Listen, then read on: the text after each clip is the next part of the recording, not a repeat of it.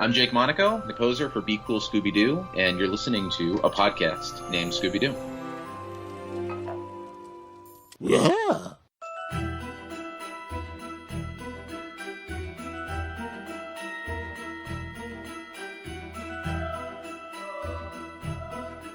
Hey gang, and welcome to the 2022 holiday episode of a podcast named Scooby-Doo Extra.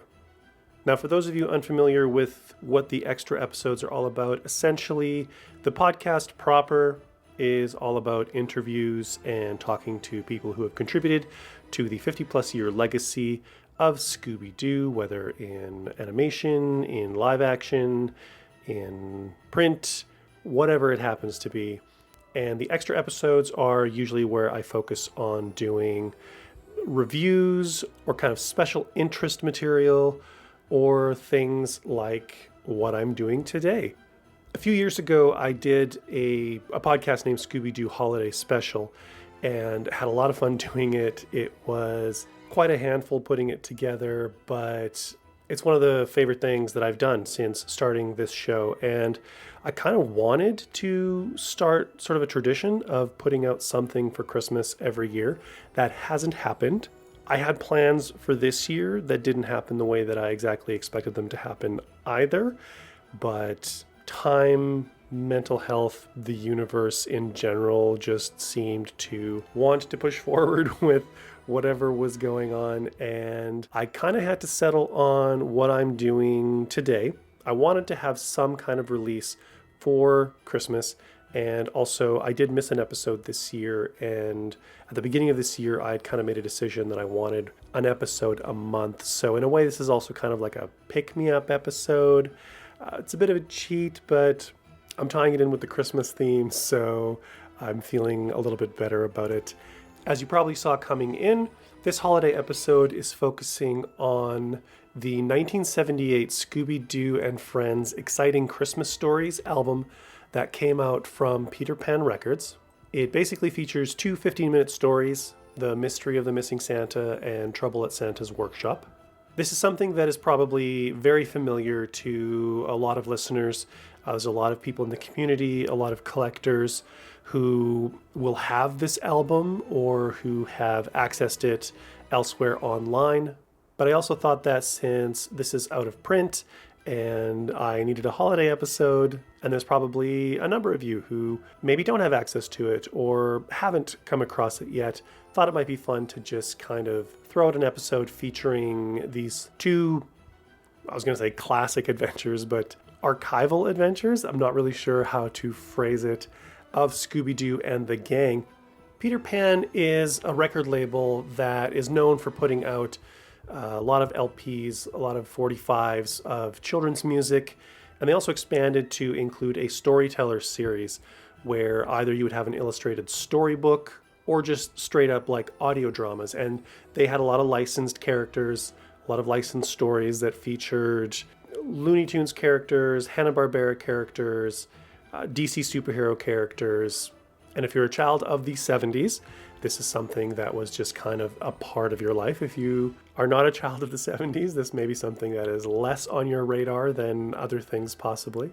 And one of the things that attracted me to this particular audio program was that they didn't always have access to original cast members. And this is one of the efforts that did. They had Heather North playing Daphne, Frank Welker playing Fred, Don Messick playing Scooby, Casey Kasem as Shaggy, and Pat Stevens as Velma. It's kind of fun hearing this sort of authorized fanfic sort of adventure, an audio adventure featuring the original cast. Honestly, it would be kind of cool if anybody out there had the wherewithal and the time to actually do some kind of like little animation or something and bring this to life and put that on YouTube instead of all these kind of audio versions that are sort of floating around. But they're kind of fun, they're kind of seasonal, and yeah, I wanted to put something out and wanted to share this with anybody who, like I said, doesn't have access to it, or maybe this is kind of their central point of contact for Scooby-Doo material. So without further ado, I present to you Scooby-Doo and Friends in the exciting Christmas story, The Mystery of the Missing Santa. Enjoy.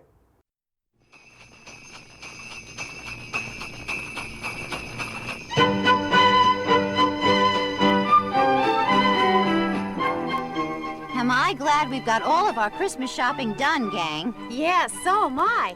Now all we have to do is to stop by the Home Sweet Home Orphanage and say hello to Mrs. Brown and the kids. We're almost there now. Say, they really know how to throw a great Christmas party for the kids. You know, last year they had a Santa, and also they had a great meal that my stomach still remembers. Shaggy, your stomach sure has a good memory. And a big, hungry mouth attached to it.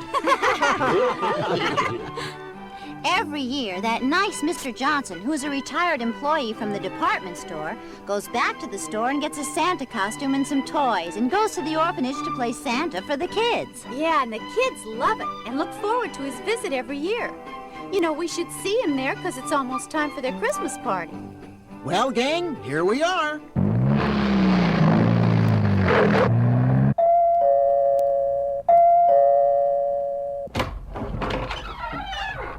Oh, hello there, Daphne, Velma, Shaggy, and Fred. Merry Christmas to you all. And a Merry Christmas to you too, Scooby-Doo. Merry Christmas, Mrs. Brown. Come in, all of you. Oh, I'm glad you're all here. I'm getting worried. Mr. Johnson, our Santa, hasn't arrived yet. He's always on time, and he should have been here by now. Well, don't worry, Mrs. Brown.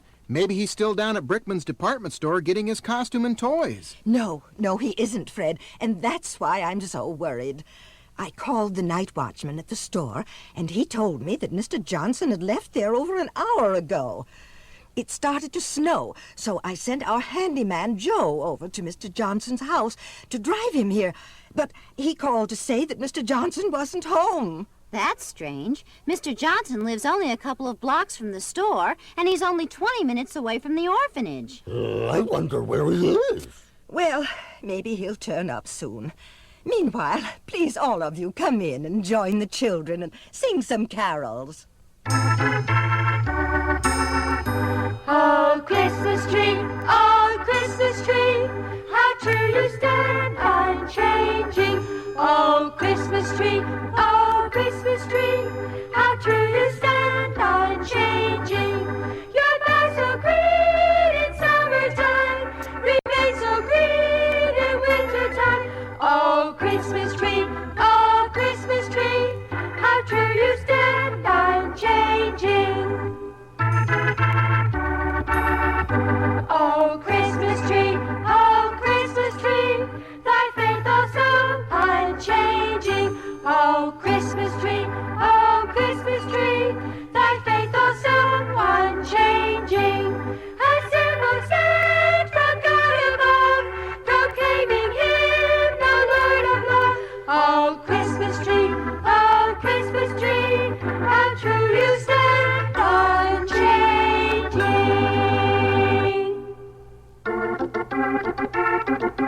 Deck the halls with boughs of holly, fa la la la la la la la. 'Tis the season to be jolly, fa la la la la la la la. Down we now our gay apparel, fa la la la la la la la. Joe the ancient Yuletide carol, fa la la la la la la. See the blazing Yule before us, fa la la la la la la la. Strike the harp and join the chorus, fa la la la la la la. Follow me in merry measure, fa la la la la la la. While I tell of Yuletide treasure, fa la la la la la. Cast away the old year passes, fa la la la la la la la. Hail the new ye lads and lasses, fa la la la la la la. Sing we joyous all together, fa la la la la la la la. Heed us of the wind and weather, fa la la la la la la. Now I really am worried. It's 2 hours since Mr. Johnson left the department store. I think I should call the police. Wait a minute, Mrs. Brown. The gang and I will ride over to the department store and see if we can trace Mr. Johnson down. Right. Just leave it to Mystery Incorporated. We'll find him. Oh, thank you all very much. Please hurry. It's almost time for our Santa to appear and give out his presents to the children. Let's go, gang.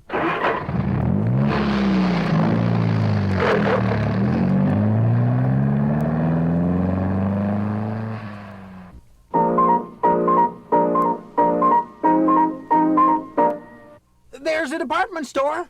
Hey, it's closed. Right, Shaggy. We'll have to go around back to the loading platform where the night watchman's office is. Hello? Hello there, Mr. Watchman. Who's there? Who's out there? Mrs. Brown from the Home Sweet Home Orphanage sent us down to inquire about Mr. Johnson.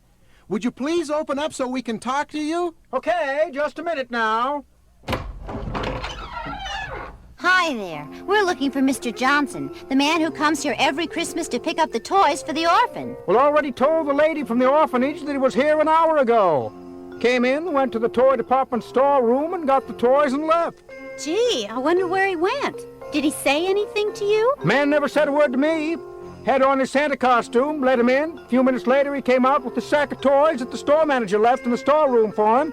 Does the same thing every year. Oh, something's wrong. Something's wrong here. I feel it. What is it, Scoob? It sure sounds okay to me. That's just what Mr. Johnson would do. What's bugging you, Scooby-Doo? I got it. I got it. It's the costume. What do you mean, Scoob? Mr. Johnson always dresses up like Santa. Oh, Scooby's right, the costume. Scooby, what a brilliant detective you are. Don't you guys get it? Mr. Johnson always comes to the store to pick up his toys and his costume. Well, then why would he be wearing a Santa costume when he got here? Right, Daphne? Why? Now I get it. Maybe the guy who came in here wearing the Santa costume wasn't Mr. Johnson. And the costume was just a disguise he used to get into the store. Right. That's what I think. Mr. Watchman, let's take a look in the toy storeroom and see if Scooby's right. And maybe we better take a look. Follow me.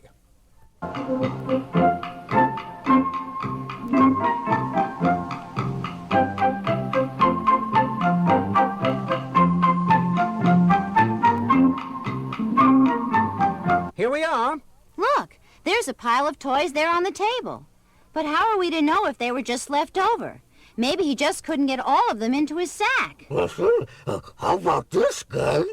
Hey, look, Scooby's found a Santa outfit. It must be Mr. Johnson's costume. Good work, Scooby. Now, wait a minute, everybody. Maybe this year Mr. Johnson just rented his costume. Doesn't prove thing. He's right, gang. Let's not start making a mystery out of this yet. I smell something wrong here. Scooby's got a nose for trouble. I think we ought to check further into this. Now, if somebody pretended to be Mr. Johnson to get into the store, what would he be going after? Hey, my goodness, I better check the jewelry department. Now, you kids wait right here.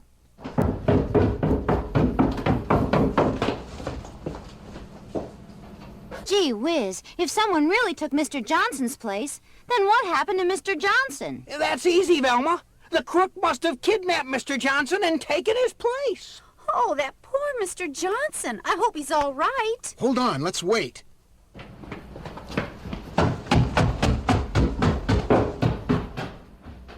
We've been robbed! We've been robbed! All of our most expensive jewelry's been stolen! I've got to call the police! This is terrible. Yeah, and Johnson is in a lot of trouble unless we can prove someone else did it. Kids, you'll have to leave right now. This is serious business. I'm calling the police right away. Okay. Well, let's go, gang. Oh, can we take the Santa outfit and these presents? Sure, okay. What are we going to do now? I know that nice Mr. Johnson has nothing to do with this robbery. Right, Velma. We gotta find him. Oh, those poor kids. They need a Santa for Christmas Eve. Well, we better work fast. Mr. Johnson may need our help. Let's head back to the orphanage. Maybe he'll turn up there. Just a minute. Let's look around here in the alley for some clues. Good idea. It's been snowing lightly for quite a while. There ought to be some tracks here. Yeah, a lot of tracks here, and they're all ours. Shaggy's right. We've walked all around and we can't tell the difference between our footprints and any of the others that were made before us. How about this? What have you got your big nose into now, Scoob? Oh, my nose isn't so big. What are you looking at, Scooby? Oh, I see.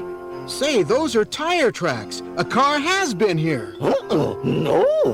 Scooby's right. Those aren't car tracks. Something bigger. Right, like a van or a small truck. But we can't follow them. When they reach the street, they're lost among all of the other traffic marks.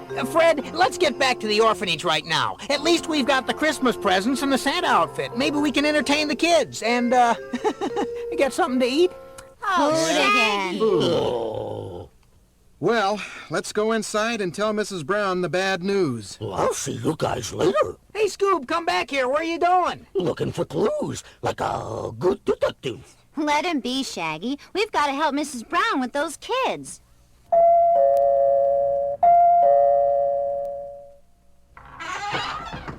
Oh, you're back. Any luck? Mr. Johnson isn't here, and he hasn't even called. Well, no, Mrs. Brown. Frankly, we're worried about him, too. Oh, my. What shall we do? Mrs. Brown, you say that your handyman went to pick up Mr. Johnson, but he wasn't home? That's right. I sent our man Joe over in the little bus to bring him here.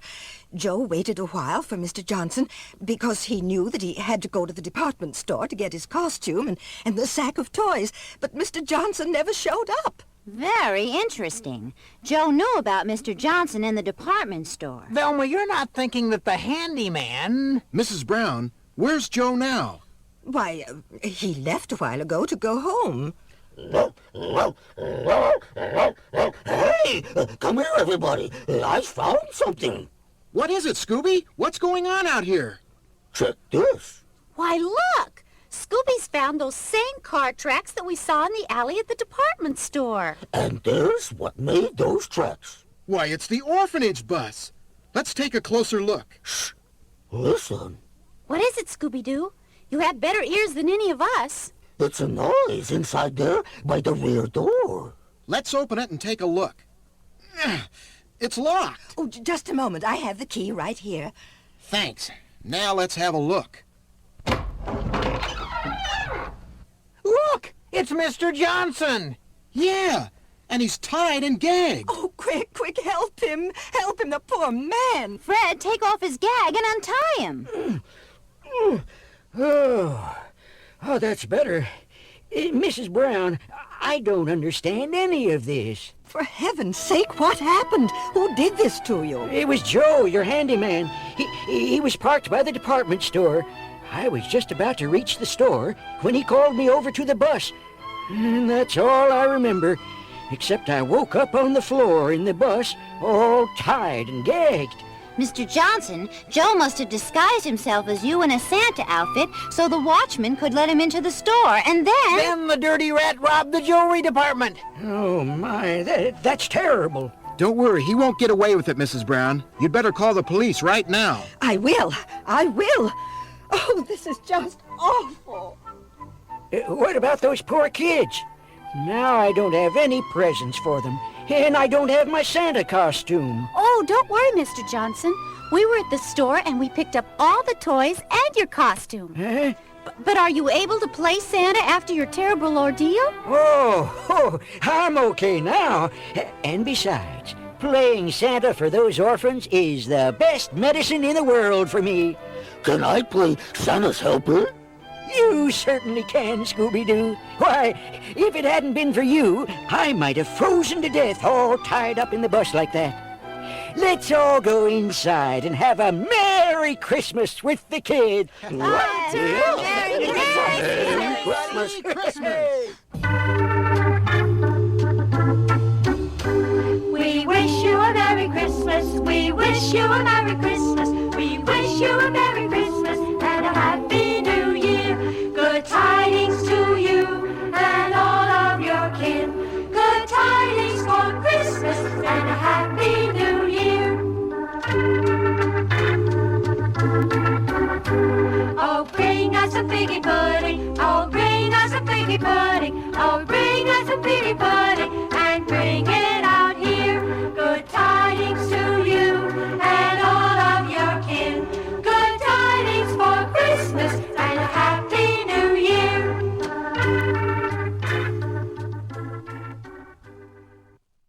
And with that, we have a satisfying conclusion to our first exciting Christmas story.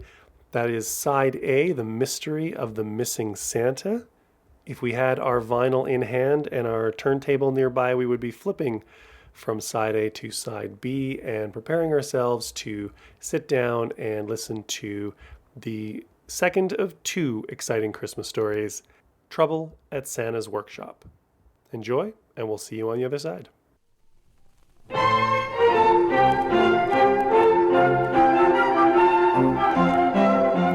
Hey, gang, it sure is cozy sitting by the fireplace. It sure is. And remember, Christmas is only a few days away. Look at old Scooby-Doo lying right in front of the fire, sound asleep. That he is. And look at his ears flopping and his paws are moving. Boy, is he having an exciting dream. Wonder what he's dreaming about.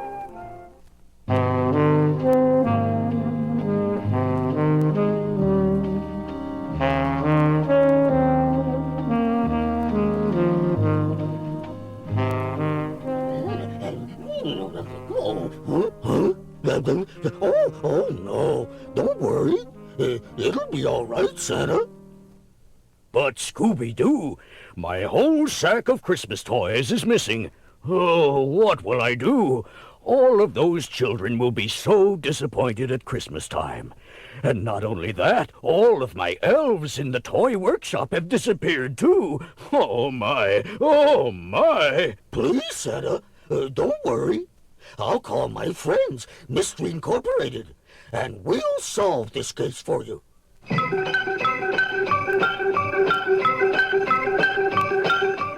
Hi, gang. Boy, you sure got up here to the North Pole fast. Right, Scoob. We took the first jet plane and came straight here. What's up? Oh, it's terrible. Santa's great big bag of Christmas toys is missing. That's right, my friends.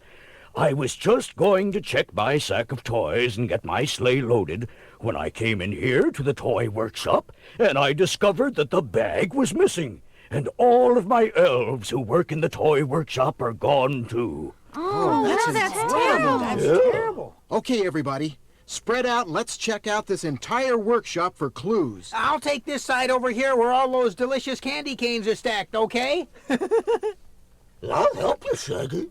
Hey, you guys, this is not the time to think about your stomachs. We've got to help Santa and solve this mystery. That's right, and we haven't much time. It's almost Christmas Eve. Oh my, what will I do? My reputation will be ruined. A Christmas without any toys. Don't worry, Santa. Mystery Incorporated is on the job, and we'll find your sack of toys and your workshop elves, too. I hope. Hey, look over here. What is it, Scooby? Say, the back window of the workshop is wide open. Quick, everyone. Let's go around the back and look for tracks in the snow. Brr! It sure is cold up here at the North Pole. Right, and it's snowing so hard I can hardly see anything. Darn it. The snow has already covered practically everything. There's only some faint marks here. And in a couple of minutes, the trail will be completely covered. Boy, oh boy, Fred, that wind is too much. The trail is impossible to follow. There's no hope now, my friend. Don't give up yet, Santa. Let's get back inside and think this over.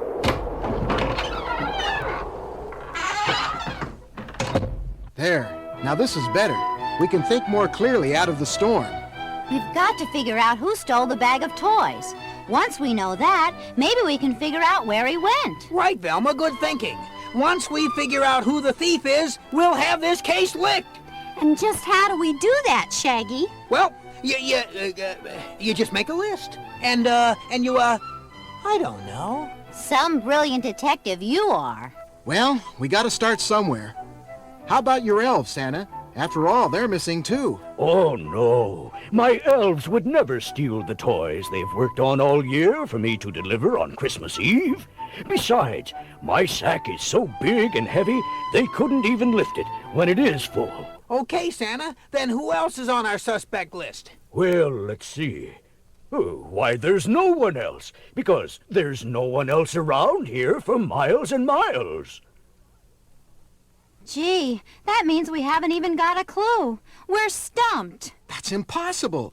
There have to be some clues. You bet. You bet. What do you mean, Scooby? Hey, why are you sniffing by that open window? Look at this. I don't see anything, Scooby. I see it, Scoob. There's what this smart old dog has found on the open window ledge. Why, it's some long white hairs. A polar bear. Right. Good work, Scoob. You sure are a smart detective. Wait a minute. If a polar bear was here, he may have... Carried off the elves or... Eating them.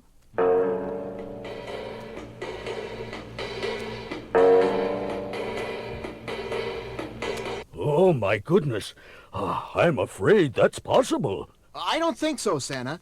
I think that the elves saw the bear stealing your bag, and they went after him. Oh, that's terrible. Those little elves are no match for such a great big polar bear. You're right, Velma. That's why we've got to figure out how to find that bear right away. Wait a minute, Fred. None of us is a match for a polar bear. Let's forget that idea right now. Say, Santa, how about we start writing some wait till next year notes so you can leave something by those Christmas trees? Shaggy, that is not funny. I'm not afraid. Besides, that bear will run when he sees all of us, won't he, Santa? Well, that may be so. Wild bears don't like people, and they will run away from them unless... Unless what, Santa? Unless they are very hungry. Uh-oh. Say, speaking of being hungry, I've got some peanut butter and jelly sandwiches in my knapsack here, and when I get nervous, I get hungry. And folks, right now I'm starving. Forget about your stomach for a while, will you, Shag? Now, how can we figure out just where that bear has gone without a trail to follow? That's easy. Oops. What do you mean, Scooby? Come on, let's hear it. Don't hold out on us now. This is important. Well, if you think like a bear, then you act like a bear, and you'll know where the bear went. Oh, great. That's impossible to do. A polar bear is an animal. And so is Scooby-Doo. Maybe this will work. Let's go outside where the trail starts and let Scooby do his stuff. Yeah. All right. Okay, everybody, keep quiet and let Scooby concentrate. Hey, look. Scooby's up on his hind legs and he's pawing the air. Just like a bear. A big brown bear. Hey, Scooby's starting to run off on his hind legs in that direction. Come on, let's stay close behind him. I hope old Scoob knows what he's doing. Let's go. Hey, not so fast, Scooby! Quiet, Shaggy. Scooby's using his animal instincts. By golly, this may really work. Just think, Scooby's the only detective in the world with animal instincts. Save your breath, Daphne. We've got to keep up with him. It's snowing so hard we'll lose him if he gets too far ahead of us. Be careful, everyone. If we suddenly come up to that bear, he may get frightened and charge at us. In that case, I'll keep a sharp lookout back in the rear, folks. I can't keep on running much longer. Where is Scooby taking us? He's headed for those trees on the side of the hill just ahead of us. Wait. Stop and listen a minute. I think I hear something.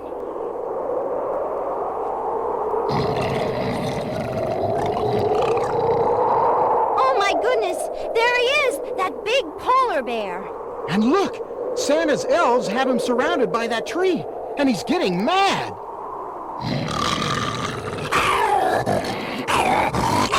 Oh, look!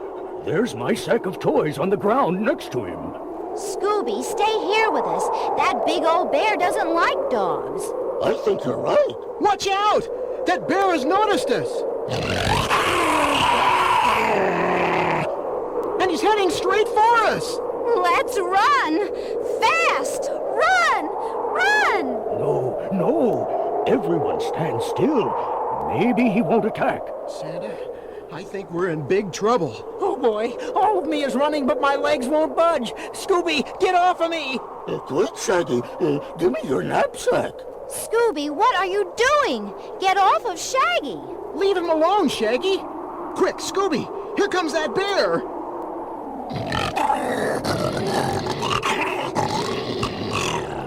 Why, just look.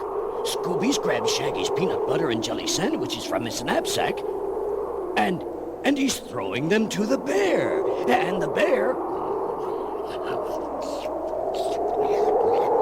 The bear loves them. And he's going away licking his paws. That was was very smart thinking, Scooby-Doo. It was brilliant, Scoob! Great, Scooby-Doo. You saved us all. Oh, Scooby, thank you, thank you. Some friend, did you have to give him all of my sandwiches? Would you rather give him an arm and leg? When you put it that way, it makes a lot of sense. Thank heavens, all of my elves are unhurt, and my sack of toys has not even been damaged. Now I can give all of the children of the world a Merry Christmas. And Scooby-Doo, since it was you who found my sack of toys and saved us all from the bear, I'm going to let you ride with me on this Christmas Eve and help me make my deliveries. Great! Thanks, Santa. Say, look at that big smile on Scooby's face.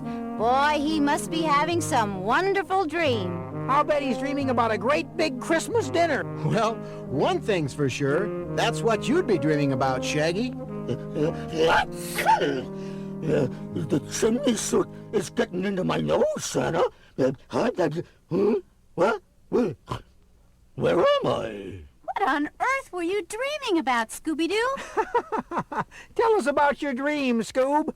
I'll never tell. I'll never tell. Merry Christmas, everybody! Merry Christmas to all! And a very Merry Christmas to you, Scooby-Doo! Ho, ho, ho, ho, ho! Jingle bells, jingle all the way. Oh, what fun it is to ride in a one-horse open sleigh. Oh, jingle bells, jingle all the way. Oh, what fun it is to ride in a one-horse open sleigh. Dashing through the snow in a one-horse open sleigh. O'er the fields we go, laughing all the way. Bells on bobtail ring, making spirits bright. What fun it is to ride and sing a sleighing song tonight. Oh, jingle bells, jingle all the way. Oh, what fun it is to ride in a one-horse open sleigh. Oh, jingle bells, jingle all the way. Oh, what fun it is to ride in a one-horse open sleigh. And with that, we have the end of story number 2, Trouble at Santa's Workshop, as well as the end of our Scooby-Doo and Friends exciting Christmas stories from Peter Pan Records, originally released in 1978. There was actually a re-release in 1980. It featured different album art. You can tell them apart mostly because they included Scrappy on the 1980 edition, even though he has nothing to do with any of the stories that are going on the album. But I guess Scrappy was kind of a part of the canon at the time, so throw Scrappy on. Either way, for collectors, it gives you one more thing to purchase, and it also helps you distinguish between the two editions. So, I personally got kind of a kick out of encountering and listening to these little audio dramas. I really liked how the mystery of the missing Santa was a genuine mystery. There were no monsters. It was just literally Scooby and the gang, like, trying to solve an actual crime that happened. I thought it was cleverly written, had a lot of forward momentum. It wasn't dull at all. Really took advantage of the audio format. Felt like the way that they described things, and it's something that I've encountered. I listen to a lot of like old-time radio and audio dramas and stuff like that, and sometimes there's like it's overly narrated, or sometimes it's written in a way where there's almost too much of an awareness that it's an audio-only format, and occasionally there may not be enough information. So it really is like, it's a special skill to ride that line where you have enough description, enough stuff going on, but you're not kind of overdoing it and just really embracing the medium. I also think that's why you got Scooby talking like so much more in these episodes. You don't have the visual comedy, so you have to rely on the vocals. And, you know, it's kind of cool hearing Don Messick doing all that talking, because it is like the original Scooby-Doo voice, and I can kind of forgive it, both because of it being an all audio format and also because it's Don Messick. It's not something that I'm a fan of. The less Scooby talks, the better. but it kind of works here, and it definitely, like I've said before, it's embracing the format. I love the cast in general, just being there and even doing the extra voices. Hearing Messick and Kasem doing extra voices. I think Frank Welker had one extra voice. And I haven't really done the research, and I was trying to catch it, but I couldn't quite figure out if it was Heather North or Pat Stevens that was doing the extra female voice in the Mystery of the Missing Santa. I kind of suspect it was Heather North, but I can neither confirm nor deny that is a factual statement. So if anybody knows, I'd love to hear, and depending on circumstances, I may even do a slightly deeper dive into this album. I had debated on actually having a guest come on the show and doing sort of a separate discussion of the album, but the timing, it's the holidays, and I didn't plan this far enough ahead, so that kind of fell through. It's partly why I'm just sort of playing the audio and giving a little bit of commentary of my own, but I may actually revisit this, either, come back to it next year or even throw something out in January. Totally possible. And I just briefly want to talk about Trouble at Santa's Workshop before I close out here. Not the strongest of the two stories, in my opinion. I'm not sure what general consensus of Scooby fandom in general is, but Mystery of the Missing Santa I really enjoyed because it was much more of a mystery, and that's kind of where the strength of these characters lie, solving mysteries. Trouble at Santa's Workshop's just kind of a dream sequence and lots of Scooby talking, and the villain's a polar bear, and it's just kind of silly, and it feels like it's very much there for the kids. And ironically, it's side B, and if you know anything about sort of 45s, when singles were released on 45s, you had your side A, which was the actual radio play single, and then you had a side B, which was an alternate track. It was something else from the album. Wasn't even necessarily something that was from the album. It might have been an outtake. I kind of feel like this is the outtake out of the two. Definitely belongs on side B as far as I'm concerned. I can see myself revisiting The Mystery of the Missing Santa seasonally. I genuinely enjoy it. I probably will not listen to Trouble at Santa's Workshop too frequently, despite the brevity of the episode. Anyways, that's where I'm going to bring things to a close. Kind of a short one this time around. If you are a collector, if you are interested in obtaining this album, it is out there. You can find them. They're actually not that expensive. You can find them on eBay. You can find them on the secondhand market. Just do some searches. I've seen just in the past week between $12 and $30. I'm not sure what the individual conditions of those particular items were, but definitely, as far as collectibles go, you could do a lot worse. I'd be curious to hear what people think of throwing this audio drama up on the podcast as an extra episode, if this was something that you enjoyed, or if this is something you never want to see me do again. Let me know. Hit up the social media. I'm on Facebook, Twitter, Instagram, at Scooby-Doo-cast, or a podcast named Scooby-Doo. You can also comment on my YouTube wall where the videos get posted. And you could also check out the blog at scoobydoocast.wordpress.com. On all the platforms, like, share, follow, subscribe when and where you can if you haven't already. And word of mouth is a very powerful tool for spreading the word and getting the show out there into the eyes and ears of people who may enjoy this content but don't know I'm out here doing it. So if you feel motivated to do so, if you're infused with the spirit of Christmas and giving, feel free to share this episode or other episodes on your social media. And speaking of other episodes, this being an extra episode, there is the podcast proper, as I mentioned in the introduction, where I have, 40 or 50 interviews with folks who have been working in the Scooby sphere over the last 50 plus years. Lots of interesting conversations, many, many hours of entertainment. If you haven't checked any of those out, I would strongly encourage you to go and experience the back catalog. Also, other extra episodes have audio commentaries for episodes that are out there. There is an audio commentary for the Be Cool Scooby-Doo episode, Scary Christmas, which was recorded back in 2018 with fellow podcaster Nick Robes and Be Cool Scooby-Doo story editor and writer John Colton Berry. As well, if you want, the aforementioned a podcast named Scooby-Doo Holiday Special, which came out at the end of 2017, The Due Meaning of Christmas. Kind of proud of that one, and it's there in the back catalog to check out if you are so inclined. I want to thank you all so much for checking out and supporting the podcast. Whether you are a regular listener or a brand new listener, thank you for clicking and giving a listen. And I want to wish everybody out there in Scooby fandom and beyond a very happy and safe holidays and a wonderful new year.